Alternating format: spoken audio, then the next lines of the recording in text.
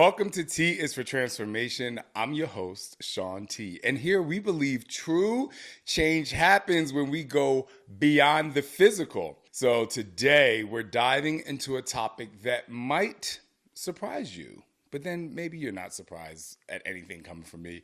But we're going to talk about the incredible power of vulnerability and emotional resilience in your transformation journey. You see, real change isn't just about sweat and reps. It's about healing, growth, and embracing all parts of ourselves, even the uncomfortable ones. You know, that's a superpower I want you to gain. However, when we open up, face our fears, and build emotional resilience, we unlock a strength that fuels lasting transformation, physically, mentally, and spiritually.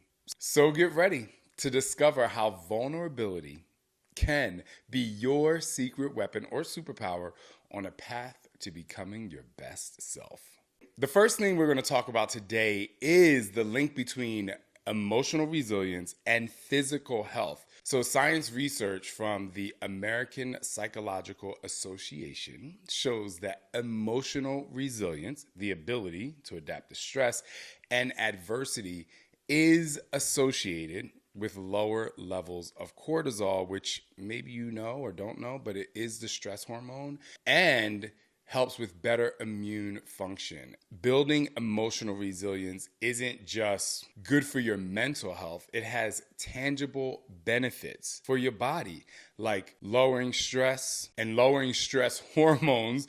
A lot of people don't really focus on their hormones, but you should. And also boosting your immune system, which all of that is crucial for recovery and your overall vitality. I'll tell you this, about 3 years ago, I was talking with a really good friend of mine, Melissa McAllister, and, just kind of like going through life, getting older. And I know she probably will knock me out for saying this, but she's a little bit older than me. And a woman, which I thought was a really cool dynamic with the conversation that I'm going to talk about. She was like asking me about how I feel. And, this is a time where I was having shoulder surgery and my body was just kind of not feeling the same. And my libido wasn't hitting. And when I say hitting, it wasn't hitting like I wanted to hit. You know what I'm saying? And so she and I had a conversation and I went to a vitality center. And I just want to kind of talk about vitality for a second.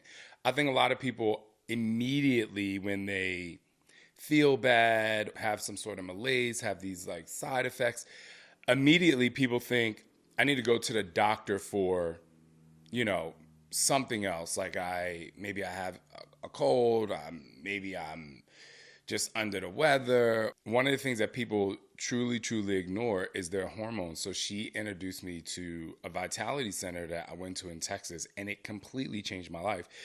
And I think that's why I get really annoyed when I talk about my bodybuilding journey and testosterone therapy and things that I decide to do with my body to help me take everything that I'm doing with my nutrition and my fitness and my mental health, and they just throw it to like, oh, you're taking testosterone and that's why this. I think that's really, really annoying. And, one of the things that I love about women and why I really enjoy having her as a friend, especially with this topic, is like I said before, because she is a woman and women feel different things than men. It's just, we have same feelings in a lot of places in our lives, but we process things differently. Our hormones are different, estrogen, testosterone. And while both sexes have both, they really can be a part of your vitality and how good you feel.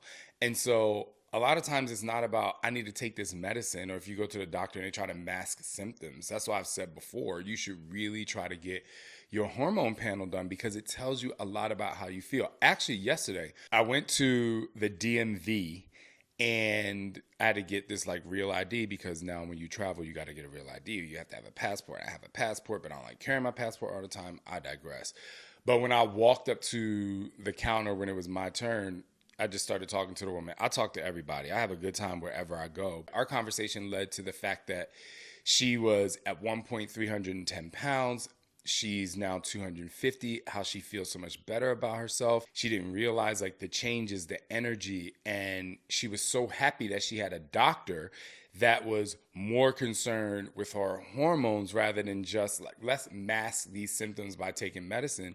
And while she did actually have to go on pharmaceuticals, the doctor really pushed her to change her lifestyle when it comes to eating and movement, and how it will help not only with the energy that she said, but it helps the resilience and reducing stress and related inflammation, which can improve your recovery and your overall health. And these things are like the building blocks to resilience. You know, they help you stay consistent with your fitness goals, even when life gets tough. And that's something that's super, super important. Instead of looking at, you know, the combination of mental health and physical health of just like, I want to lose weight, you literally improve your overall quality of life. And so she and I were having this conversation. It's so funny because Scott went after me and I was still talking to this woman. I felt so bad because I know there was a line behind me, but when I get into a conversation of someone feeling great about themselves, it was amazing. The thing that I want to say here is that when she and I got to the part of the conversation of how she feels now, and she's like, a lot of people see her and they're happy for her, but it's hard for them to make those behavior changes. She just said that, and I thought it was amazing. She was like, fight through the first part that's going to be different and change your life. And when you actually start to experience the difference, that's when it becomes, I don't want to use the word addicting, but that's when it becomes a lifestyle. Back to the point where I was saying, you know, life gets tough. Think about life gets tough and you're not feeling good. Then you're down here. But when life gets tough and you're already at a place where you have good balance, good mental balance, good physical balance, you're working out, you're eating correctly, the things that you experience in your life will become so much easier to deal with because you are making your life better. So the next thing I want to talk about is vulnerability as a catalyst for growth. So I don't know if you guys know Brené Brown, but her work emphasizes that vulnerability fosters connection and courage, and it leads to increased self-awareness and personal growth. Let's talk about that for a second. You know I talked about at one point in my podcast how me and Scott be arguing and this, that, and the third, and then like, you know, I don't want to be wrong and I want to be right. You know, that's one thing, you know, that is, it's emotional, but I use that as an example of being self-aware. It's more than about the interaction you're having with other people. It's about the interaction you're having with yourself and the courage to have and be honest with your self-awareness, which I was saying, like, this stuff can lead to increased self-awareness and personal growth. Brené Brown's studies suggest that embracing a vulnerability can lead to greater self-compassion, which a lot of people don't have. I wish you would have. Greater self-compassion is an essential component of sustainable transformation. For many, many years, many years, I try to emphasize the importance of sustainability in your health journey. But this was very important because it kind of hit home and profound, I should say, to me, is because when you are actually vulnerable with yourself, you're honest with yourself. When you're honest with yourself, you talk to yourself more. When you talk to yourself more, you listen to yourself more. When you listen to yourself more, you take action. When you take action, that's when transformation happens. And when you do all of these steps and you don't skip steps, that's how it is sustainable. When it comes to your food, you know, I do these videos where I'm in the kitchen cussing y'all out because I'm like, get it the fuck together. Not to be mean or rude. It's partly to make you laugh and, you know, we have that moment. But it's really just about finding a way to help you embrace that vulnerability through humor, through directness, through just calling people out. Because I just believe that, like I said before, when we can be honest within ourselves, that's when transformation happens. Going back to the woman that I met at the DMV, she had to be honest with herself and say, you know, she was like, you know, I was 310 pounds. I was like, I'm living my best life. When really she was like, I didn't even want to look in the mirror. I didn't want to take pictures with people, right? But the minute you become vulnerable and honest about what it is that you're going through in your life, especially when it comes to health, weight loss, and obviously just energy loss and your emotional state, and you take all the steps that I just talked about, that's when you can have really incredible transformation. But also just the fact that you are going to do something is going to be a building block to help you sustain it. And being vulnerable might feel uncomfortable. Vulnerability is a powerful tool for growth for many reasons. I said, one, because you're being honest with yourself, And also, when you embrace vulnerability, you foster a deeper self-awareness and courage. Let's talk about the word courage for a second, because a lot of people, like, especially, like, let me just talk about guys or people in general who are afraid to cry. A lot of people push away emotion because they are afraid to invite those emotions, to face those emotions. But think about if you have a deeper self-awareness and you have courage to believe in who you are. These are essential for lasting transformation, which goes back to the vulnerability that I was talking about. So when you allow yourself to actually be vulnerable, whether by admitting struggles or even asking for help, it's okay to ask for help. You know, I have this really good friend, I'm not going to say his name, but we had this really important conversation when I was leaving the locker room yesterday.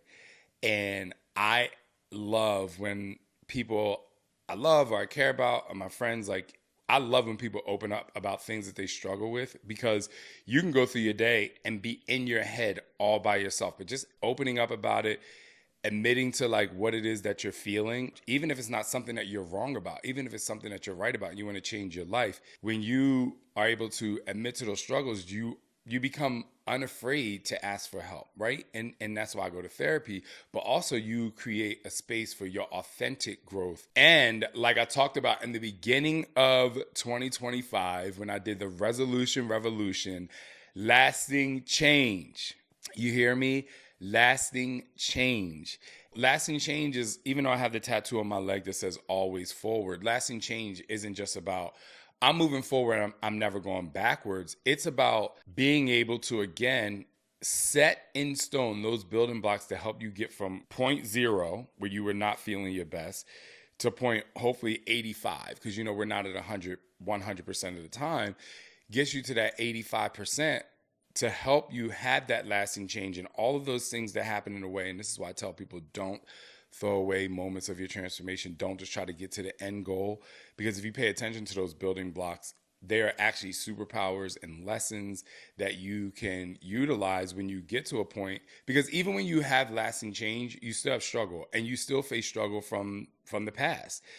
Even me, and I've told this story before, I'm in a loving relationship. I've been to therapy, and up until maybe like 8 years ago, I still had a really hard problem with Scott just coming up behind me and touching my butt, because that's how my molestation started at 3:00 in the morning. So I had to like release those triggers, be honest with myself. And as I was going through therapy, I was able to overcome that. Not to say it's not something I don't think about, but I was able to overcome that because I was being honest with myself. I was being vulnerable, and I was able to have that self-awareness that we talked about before, and being able to utilize all those conversations and tips and tools that my therapist and I work through. That's how I'm able to have lasting change. And again, like I said, lasting change is not that you're throwing away your past, because it's always going to be a part of you, but it's really important to embrace the moments that you're having as you're going through the journey, because that's how you have lasting change. It's not about deleting a part of your life, because it is a part of your journey. The next thing I want to talk about is the science of mindset and resilience in fitness science. And so I'm going to just pivot here a little bit to fitness. It all goes together. But I want to talk about, I'm not sure if you guys have heard of Carol Dweck. So Carol Dweck's research on the growth mindset, which I love, illustrates that viewing challenges as opportunities to grow enhances perseverance and success. So when you're going through these challenges in your life, they are opportunities for growth. It's kind of like that reel I put up the other day where I was just like, sometimes you don't want to do it, but on the other side of you wanting to skip your workout, skip eating healthy, skip out on things that you need to do, on the other side of that is growth. That is really what happens. And it goes, again, I can go all the way back to the beginning of what I was talking about. That's being vulnerable, having self-awareness. All those things help you really use those opportunities to grow. So the next thing I want to talk about is practical strategies to cultivate emotional resilience and vulnerability. I know what I'm about to say, some people don't get down with, but every time you come to a retreat of mine, I give you a journal. Journaling is to process emotions. It practices mindfulness. And in a sense, meditation, like when you actually journal, you actually have to go in your mind. And when you're like free writing about your life, that is like written meditation, in my opinion, because when I do have those moments where I meditate, for me, it's all about the clouds. It's all about my thoughts are just clouds going by in the sky. The earth is rotating, the clouds are going, and I don't fixate on one thing. And that's what you have to try to let yourself do so you can have that mindful meditation. So simple daily practices, like I said, journaling, those kind of things really help you celebrate the small wins. And it can significantly strengthen your emotional resilience. And it can also strengthen your capacity to be vulnerable and the key ingredients for sustained transformation. Now, I know it's a lot. I try to like shoot all this stuff at you because I hope you take notes, and maybe you can just go back and skim through and just kind of like take notes on the things that apply to you. And don't just take notes on things that apply to you. Actually think about what it is that you thought about when something resonated with you during this process. Because listening, what I've learned is listening, or even reading books. I'm about to read. I have these 2 new books that I'm going to read, which is really exciting. I'm starting a monthly mentorship group that's going to focus on behavior change and challenges, but it's also every once in a while, a couple months, we're going to read a book together to enhance the things that we're practicing. So I'm really excited about that, because those are the things that are truly going to help you transform, putting things into action.